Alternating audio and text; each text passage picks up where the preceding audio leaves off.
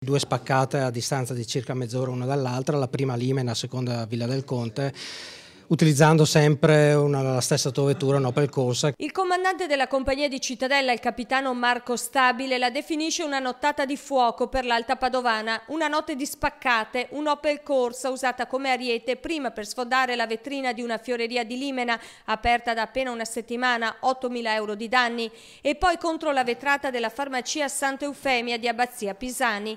L'auto, rubata a Rossano Veneto, è stata intercettata dai carabinieri a San Giorgio in Bosco.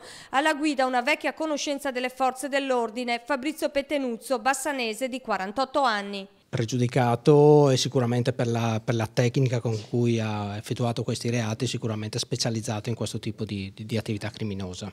Sui sedili dell'Opel i militari hanno trovato il cassetto del registratore di cassa della farmacia, magro il bottino circa 80 euro. Pettenuzzo potrebbe essere l'autore di altri colpi messi a segno negli ultimi mesi a Piombino Dese e Campodarsego. È già stato condannato a 2 anni e 6 mesi al pagamento di 600 euro di multa.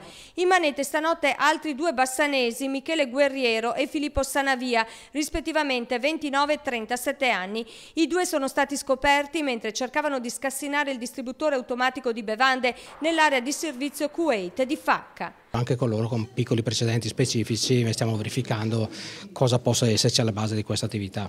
Guerriero e Sanavia saranno processati il 24 marzo.